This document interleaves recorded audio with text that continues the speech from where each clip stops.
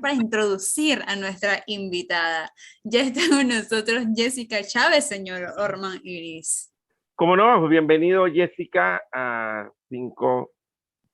las No. 5. Sí, bueno, Ahí, sí. Como 5 para las 7. 5 para las 7, exacto. Mentira, 5 para las 5. Buenas tardes. Buenas tardes, Jessica, una gran amiga, experta en finanzas, pero yo le decía a Jessica, te voy a dar el lobby para que te presentes y nos digas quién eres y a qué te dedicas. Por supuesto. Bueno, buenas tardes a todos los que están aquí. ¿Me escuchan? Sí, Perfecto. clarito. Sí, perfecto. Excelente, y a todos los que nos están escuchando también, ¿no? Pues soy Jessica Chávez, traigo una labor aproximadamente de unos 4 años en el área de la educación, pero en finanzas personales. Yo digo, soy apasionada de vocación, experta de profesión, financista y exbanquera, así que eso me da muchísima propiedad y coherencia de hablar del tema de finanzas y pues atravesar una quiebra financiera, lo que me ha traído esta gran carga a nivel social para ayudar a las personas a cómo organizarse en el área de sus finanzas. Así que creo que esto me trae aquí a estar en este programa Panamá en Directo. Hoy por hoy me desarrollo en la industria como Finanzas Contigo.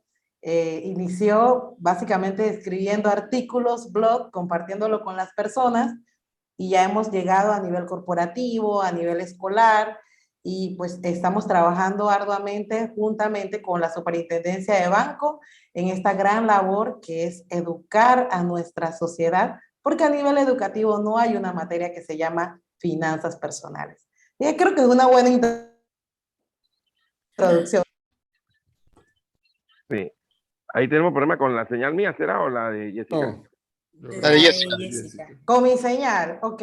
pero ahí ya se normalizó, ya se está Ya bien. se normalizó. Jessica, usted nos acaba de decir algo en la parte final de la presentación que parece que es una tendencia que se está comentando, pero que habrá que ver cómo se ejecuta, y es cómo pues, un muchacho y una muchacha que se gradúan de bachiller, es probable, porque ya no se puede asegurar, es probable que tenga algunos conocimientos generales de ciencias exactas y de ciencias sociales, pero no tiene conocimientos de manejo, no de las grandes finanzas del Estado, pero de los manejos de las finanzas personales.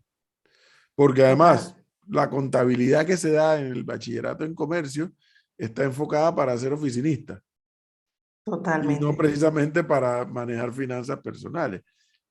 La Así pregunta es. que me hago cada vez que yo oigo a alguien como Jessica con la experiencia que ella tiene es, ¿cómo podría ejecutarse eso? Mira, a nivel educativo, en bachillerato te enseñan a hacer un balance general, pero no te enseñan a hacer un presupuesto personal. Ajá. Entonces, cuando entendemos que el primer eres tú, cuando eres una persona activa financieramente, dígase, recibo una mesada, dígase, tengo un part-time como empleo, porque yo como estudiante trabajaba y recibía ingresos, también recibía mesada, pero ¿cómo yo administro ese dinero? ¿Cómo yo hago que ese dinero pueda ser distribuido entre mis necesidades como una persona activa socialmente y financieramente? Entonces, allí no hay una relación porque no te lo enseñan y nosotros somos el resultado de lo que nos enseñan, de todo lo que aprendemos, es así como lo vamos aplicando en nuestra vida personal. Entonces, los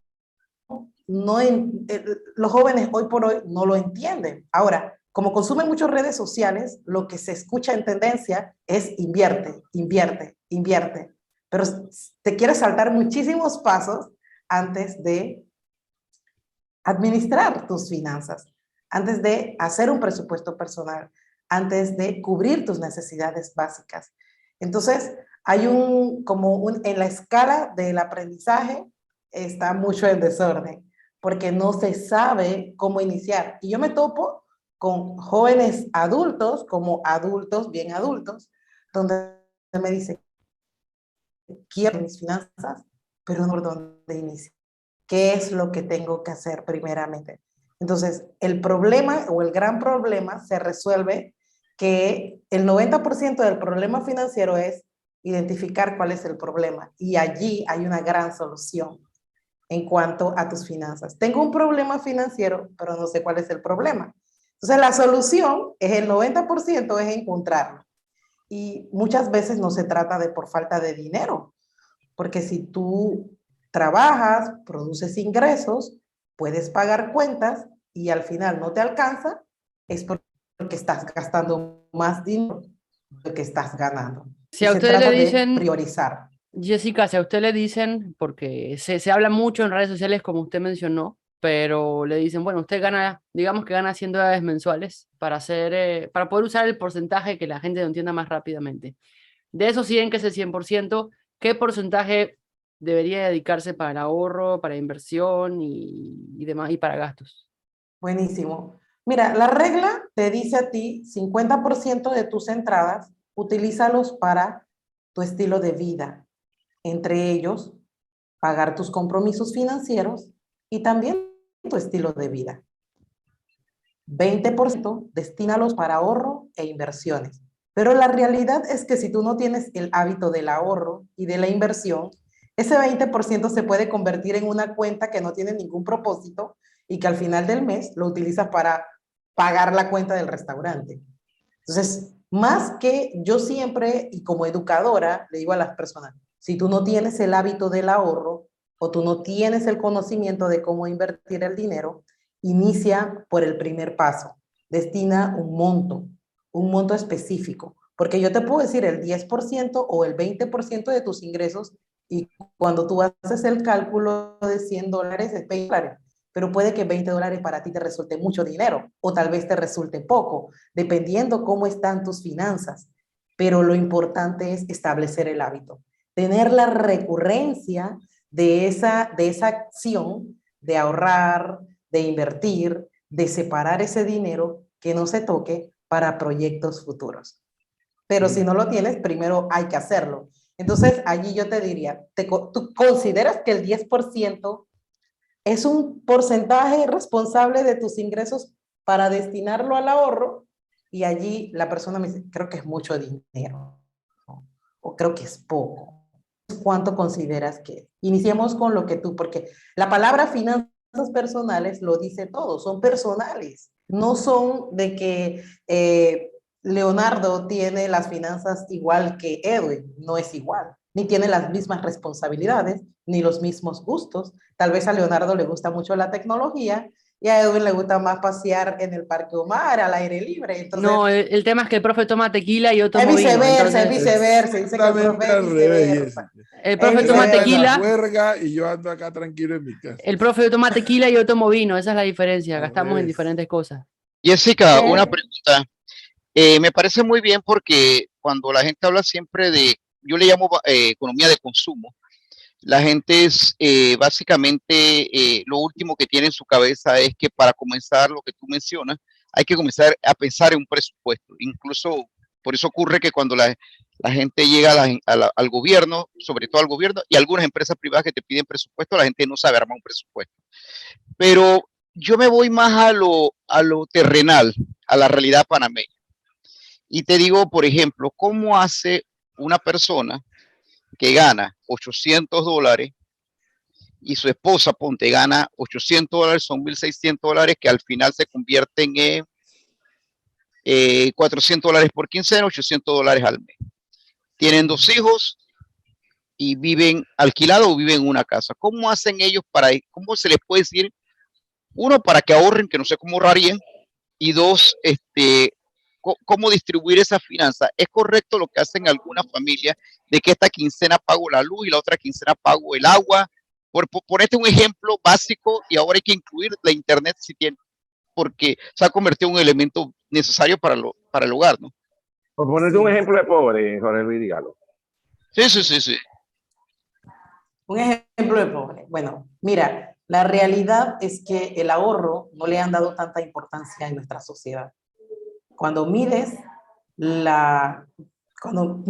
patrimonio de una familia, se mide en base a deuda, se mide en base a hipoteca, al préstamo de auto a la tarjeta de crédito que compró los zapatos de ciento y tanto. Entonces se mide en base a deuda y no en base a algo que está libre de deudas. Y respondiendo la pregunta es... Hablemos más terrenal, de gente que gana Ajá. $800. Yo gano $800, yo pago un alquiler o pago una hipoteca, indistintamente tienes que liquidar de dónde vivir. Y si tú esperas ahorrar de esos $1,600 que es tu ingreso familiar, cuando pagas todos tus compromisos, en el ejercicio está mal, porque tú tienes que ahorrar de lo que llega, no de lo que sobra. Entonces, el ahorro, cuando le preguntas a una persona ¿por qué ahorras? Te dice, yo ahorro para los eventos inesperados, ahorro para cuando ocurra algo malo en la familia. Entonces, el ahorro no debe ser eso, el ahorro debe considerarse algo que genera mejores tiempos, genera mejores oportunidades. Entonces, ¿cómo estamos viendo? ¿Cuál es la óptica del ahorro en nuestra vida actualmente? En la trica, o en esa persona que tú le dices, no, pero es que no me alcanza, no te va a alcanzar nunca ahorrar de $800, porque tú dices que la vida está muy cara, sí, pero tienes que tomarlo como prioridad. ¿Por qué? Porque una persona que gana $800, que es un ingreso relativamente bajo para cómo está el costo de vida en Panamá, y que tiene que unir fuerzas porque la pareja también, entonces paga la hipoteca en conjunto y le pagan quincenalmente, y los compromisos financieros se pagan mensualmente. La hipoteca se cobra una vez al mes, la internet es una vez al mes, pero ellos en una quincena quedan como un poco apretados exacto, y la otra quincena tienen más libertad y sienten que de esas que tienen libertad quieren gastar, y allí es donde dicen voy a irme de fiesta o voy a irme de paseo o me puedo gastar aquí. ¿Pero por qué? Porque no están haciendo un balance. Porque lo ideal sería hacer un balance de presupuesto y decir, ok, yo cobro $400 ahorita y $400 al final. ¿Cuáles son las compras, los pagos que yo tengo que hacer? ¿$400 o $300 en hipoteca? Bueno, saco $150 en una, $150 en la otra, y cuando me toca el pago, que es el próximo mes, yo tengo mi cuota. Igualmente para el internet, igualmente para cualquier compromiso que se paga siempre una vez al mes, porque se cobra una vez al mes. Pero la realidad es que siempre están viviendo de cheque en cheque, de mes a mes, de quincena en quincena, y por eso es que no puedo sacar una partida para guardarla y poder hacer mi pago como corresponde. Y lo que necesito entonces es hacer un descuento directo. O sea, obligarme a que me lo saquen sin yo tener que verlo, porque voluntariamente no lo sé hacer. Entonces, educar a las personas que sí, voluntariamente tú puedes saber administrar tu dinero. ¿Y cómo lo haces? Con la herramienta por excelencia que se llama presupuesto personal. Cuando tú tienes en blanco y negro cuáles son tus gastos fijos y cuáles pueden ser los variables, cuáles son de primer grado de responsabilidad y cuáles son los secundarios, entonces tú haces orden de prioridades. Porque si tú pones en orden de prioridades que el ahorro es importante, que tener un fondo de emergencia es importante y no lo tienen, tú lo vas a sacar. Porque si yo te dijera a ti, tu hijo se enferma y tienes que pagar $1,000, pero no puedes pedirlo prestado y tampoco no puedes pedirle prestado ni a ninguna otra persona. Entonces, allí, en orden de prioridades, tú debes pagar todo lo demás y saca los $1,000. Entonces, priorizar. No se trata a veces, en algunas ocasiones, por falta de dinero, que ocurren las cosas. O sea, que el ahorro, Jessica, debe ser un gasto más.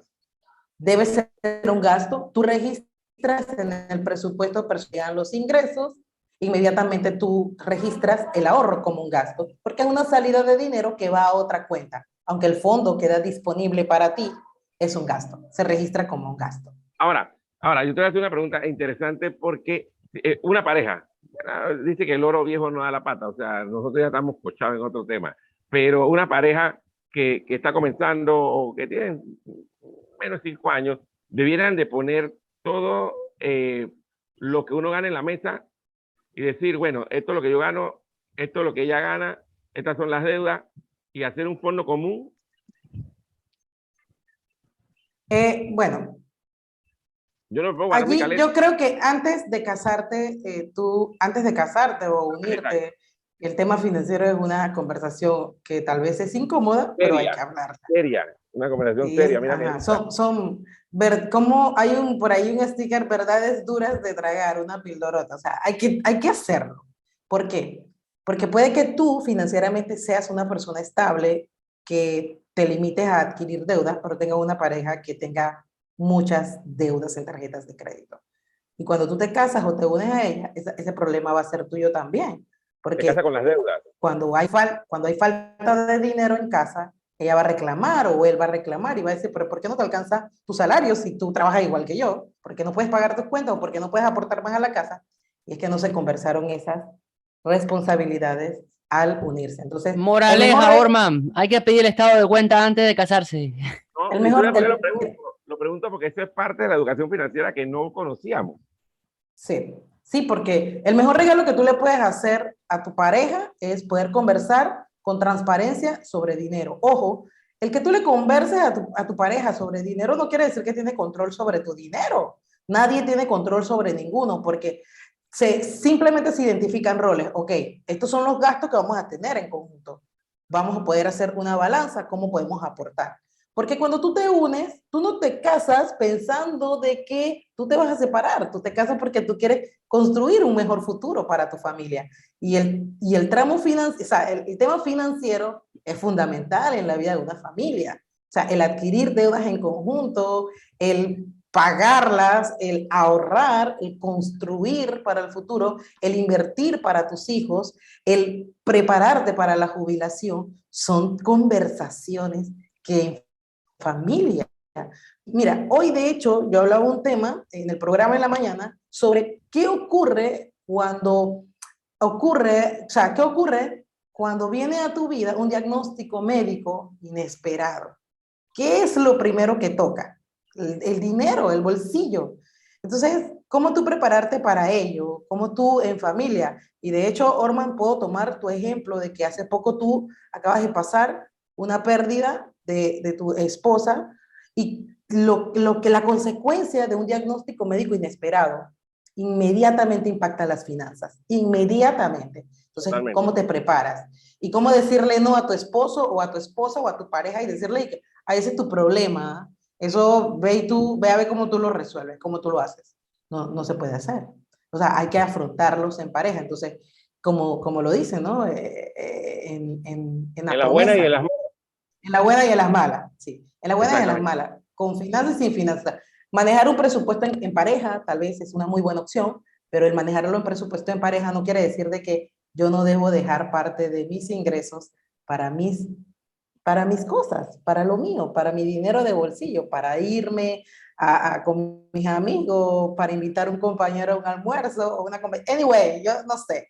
Simplemente creo que es un tema de conversación que es muy amplio y yo quería traer a colación, de hecho, la conversación. ¿Qué pasa cuando yo me divorcio y tengo una hipoteca en conjunto con mi esposa? ¿Qué ocurre? O sea, tenemos hijos en común, tengo que asumir esa deuda. Cuando esto ocurre, hay un gran conflicto porque la otra pareja probablemente también se quiera casar y probablemente quiera hacer nuevamente una familia, así que ya no la tiene antes de que se vaya. Sin embargo, Jessica, hay otro elemento que quiero poner sobre la mesa para escuchar tu reacción y es, ajá, además de las finanzas personales, que no solamente es el ahorro, tarjetas de crédito y tarjetas de débito. Si me preguntaras a mí, cuando yo estaba en el bachillerato, eso era un no tema. Tarjeta de crédito, tarjeta de débito, nada que ver. Hoy, eso es el pan nuestro de cada día. Los bancos casi que te la tiran en el pecho, ¿no? Para tener más. Claro. ahí Melissa levantó la mano y que Me llaman todos los días. ya te la preaprueban en tu banca en línea, de hecho, sin tú haber presentado ningún ¿No sería documento previo. también conveniente que, por ejemplo, en todas las escuelas públicas y privadas, el método de pago fuera con tarjeta de débito, de crédito, para que el joven desde ya se acostumbre y entienda lo que es endeudarse de forma innecesaria o lo que es saber endeudarse? Claro que sí. Mira, la realidad es que el dinero plástico llegó para quedarse y el virtual, ni No, y en hablemos breve de... será superado también. Así como el cheque es Exacto. una pieza de museo, dentro de algunos años ya tampoco va a existir el plástico. Sí, mira, yo considero que, como lo mencioné al principio, no puedes medir tus patrimonios con números en rojo, o sea, en deuda. Las tarjetas de crédito es un producto financiero, uno de los más rentables en la banca. Y como es tan rentable, por eso te lo ofrecen con tanta facilidad, porque el riesgo del repago es casi nulo. Cuando tú pagas una tarjeta de crédito, ya tú la pagas 5 veces. Y no por la tasa de interés, sino por el tiempo que te quedas con una deuda. Y porque la relación bancaria es heredada. Es muy probable que Leonardo o Melissa usen el mismo banco que usa su mamá y su papá. Porque ellos heredaron esa relación. Porque ellos vieron que sus papás siempre iban a ese banco, porque este es el mejor, porque mi mamá y mi papá tienen su cuenta ahí. Entonces, ese banco al abrir una cuenta que tiene una, tal vez tú tienes muchos años de tenerla, el banco dice, oye, esta persona tiene su cuenta de ahorro, maneja buenos depósitos, yo le voy a aprobar una tarjeta de crédito para que inicie. Y la mentira más grande es que tienes que hacer historial de crédito. ¿Por qué? Porque para tener historial de crédito es suficiente que tú tengas una muy buena relación con el banco teniendo unas buenas cantidades de ahorro, depósitos a plazo, y el banco te dice a ti lo que tú quieras, susténtame cómo tú puedes adquirir una fuente de repago y yo te doy el crédito. No, la tarjeta de crédito no hace eso. Sin embargo, creo que en los jóvenes es importante darle ese compromiso de utilizar las herramientas financieras con el fin de que se sepan administrar. Pero yo soy de las que creo de que un papá no le tiene que dar una tarjeta de crédito a un hijo simplemente para que sepa manejarla, porque lo que debe es modelarle, decirle a él cómo la utiliza. Por Entonces, ejemplo, una tarjeta Visa débito es mucho mejor que una crédito, obviamente. por ejemplo, Ahora, sí, Melissa, adelante. algo que a mí me tiene traumada es que siempre me comentan es que uno debe tener una tarjeta de crédito para crear la vida crediticia, para que te acepten los préstamos y poder tener ya sea en un apartamento o algo así. Entonces yo digo, ¿cuándo será el día que yo voy a poder o cuándo será el momento adecuado para que yo pueda sacar una tarjeta de crédito si es que yo quiero tener un futuro? Crediticio. Exacto. Uh-huh. Mira, el banco va a medir tu nivel y tu capacidad de pagar una deuda en varias maneras. Por comportamiento de pago, y las tarjetas de crédito lo que te brindan a ti es un comportamiento de pago voluntario. Sin embargo, para ello es más importante medir de dónde vas a pagarlo, cuál es tu fuente de ingreso, dónde trabajas, cuánto ganas, cuánto es tu estabilidad laboral. Tienes mucha rotación de empleo. Eso es lo que va a medirte a ti, Melissa, y a cualquiera que nos esté escuchando, si realmente tú eres capaz de pagar una deuda a largo plazo, que por ejemplo un préstamo de auto te lo dan a 7 años, una hipoteca te la dan a 30 años. Entonces van a medir otros componentes más que tener una tarjeta de crédito con pagos voluntarios. ¿Ok? Entonces, no sientas temor, o sea, no sientas miedo, porque la manera, cuando tú estás lista para adquirir una tarjeta de crédito, cuando tú te vengas a un curso de finanzas contigo en cómo utilizar la tarjeta de crédito y tú tengas licencia responsable para utilizar ese instrumento financiero. ¿Por qué? Porque yo te puedo decir con experiencia que mi primera tarjeta de crédito yo la obtuve a los 21 años, me dieron $800 de límite y en menos de 30 días yo me la había volado. ¿Por qué? Y trabajaba en un banco, y yo trabajaba en un banco, y yo vendía tarjetas de crédito. ¿Por qué yo había hecho eso?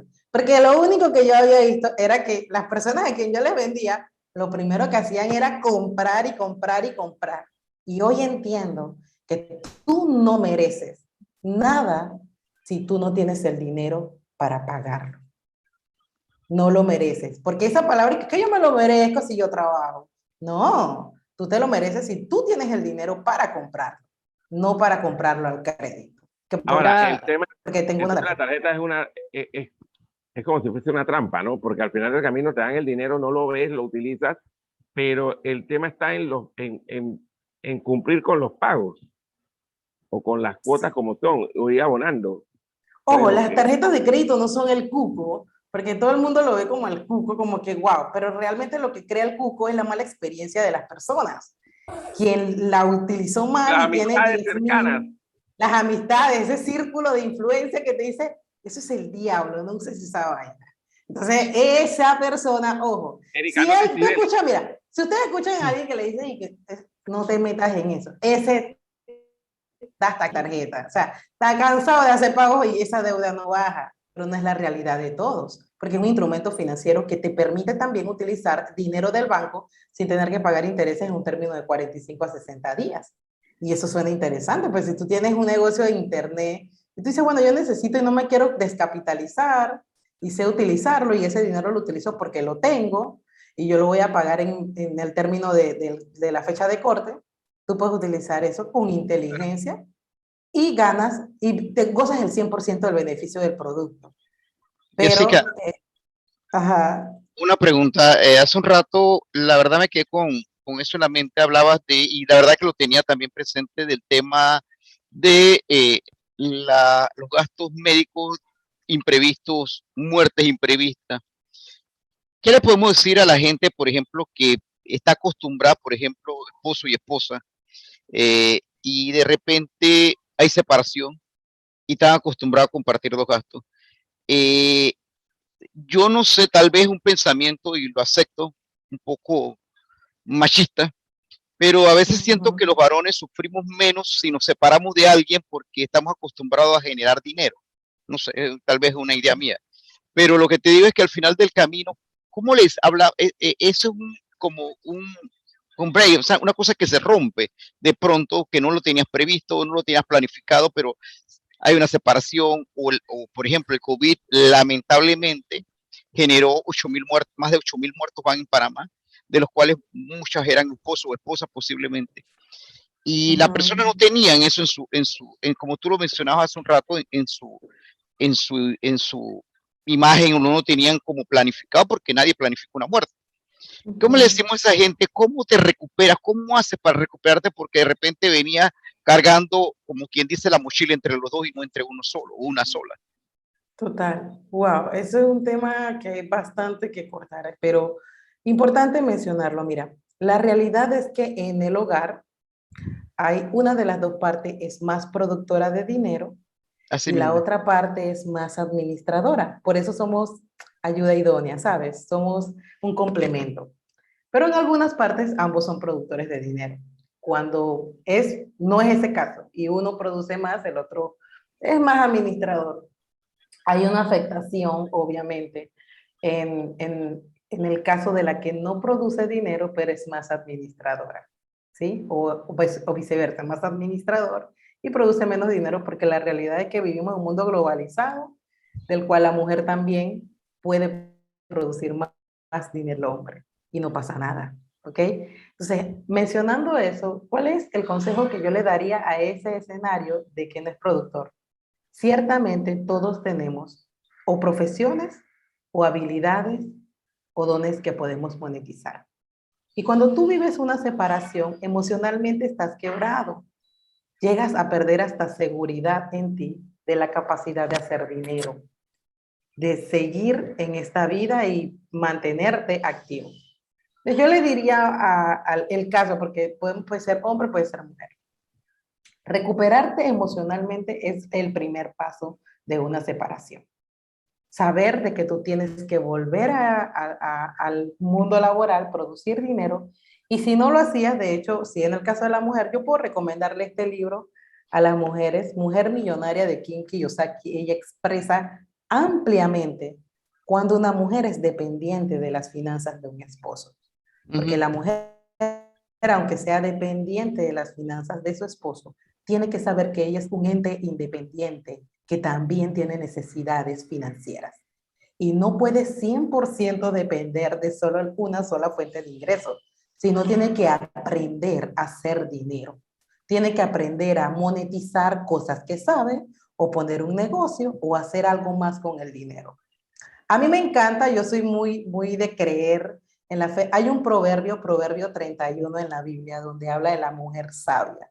Y él habla de la mujer empresaria, una mujer que edifica a su esposo, pero no solamente edifica a su esposo, se preocupa por las cosas del hogar, pero también como se por las cosas del hogar, también sabe hacer dinero. Entonces, esa mujer existe, es una mujer real, eso no estamos hablando de parábolas, de historia. Es una mujer que, como mujer, en el caso de las mujeres, tienes que saber a no solamente administrar bien, sino también aprender a hacer dinero, hacer activamente financieramente, y eso complementa las finanzas del hogar. Si tú Jessica. trabajas para el negocio de tu esposo y te separaste, bueno, aprende a hacer más negocios y reactivarte. Dime. Jessica, en la parte final de la entrevista, quiero saber qué pasa con el tema del interés. ¿Por qué? Porque en las últimas semanas se ha hablado de que Estados Unidos subió un punto la tasa de interés, creo que fue, o por ese lado va el camino, y eso va a repercutir en algún momento en Panamá. El interés, me refiero a los préstamos hipotecarios, a los préstamos de autos y a todos los préstamos que la gente puede llegar a conseguir en un banco. ¿Cómo se explica esto y cómo se maneja? Buenísima, buenísima pregunta. Mira, todo lo que tiene todo lo que tiene que ver con las tasas de intereses en Estados Unidos es una economía diferente a la de Panamá. Todo es especulativo. La verdad es que aunque en Estados Unidos suban la tasa de interés, nosotros no tenemos un banco central de Estados Unidos, ¿sí? No soy economista ni tildo por allí, pero la realidad es que la economía local se lleva de los latigazos de la economía global, pero lo que hacen los bancos a nivel local es especular sobre la economía y decir, bueno, si allá está pasando, si allá suena el río, piedras traerá, pero eso no necesariamente quiere decir que nos afecte, porque Panamá es muy conservador a nivel económico y tenemos una industria financiera bastante sólida. Pero lo que van a hacer es, sí, ciertamente, desde ya van a empezar, desde ya está pasando, de hecho, los préstamos hipotecarios le están subiendo las tasas de interés, los préstamos de auto, pero eso no va a pasar porque en Estados Unidos subieron la tasa de interés. Eso va a pasar porque eso pasa. Ninguna tasa de interés a nivel financiero es fija. Ninguna, ninguna, ninguna. A nivel de lo largo del préstamo que tú tengas, va a ser cambiante, los contratos lo dice, tú firmaste y autorizaste eso. ¿Cómo tú le juegas al dinero de manera impositiva? Es que tú cuando adquieres una deuda, tú trata y mira a ver cómo lo haces para pagarlo anticipadamente, porque los primeros años de una deuda es donde el banco recupera sus intereses. Y en los años finales, tú vas a pagar literalmente más lo que debías a capital. Entonces, ¿cómo lo haces mejor? En los primeros años de la deuda, en esa amortización, inyecta capital para que cuando al final de la deuda no te veas tan impactado a nivel de intereses. Así que respondiendo, Leonardo, va a pasar y ya ha pasado y está pasando porque ninguna tasa de intereses fijas. Se pueden mover y aquí en Panamá especulativamente se va a hacer porque no se sabe qué puede pasar. Entonces van a cuidar, tú sabes, sus reservas y lo van a hacer previamente. Se nos acabó el tiempo, señorita Interesantísimo. Jessica, y definitivamente quedaron muchas preguntas, estoy Yo segura. tengo que volver a venir por acá. Claro que sí, Norma. claro que sí, usted va a volver a venir acá a las 5, porque quedaron muchas preguntas y sé que muchos temas también. Muchísimas gracias, que me encanta cómo usted explica todo esto, me encanta. Sí, maestra, sí, Claridad, maestra. con toda la claridad del mundo. Muchísimas gracias, señorita Jessica, éxitos. Gracias, gracias Vemos a prontito por ustedes, acá. que tengan excelente tarde. Gracias, Jessica. Gracias.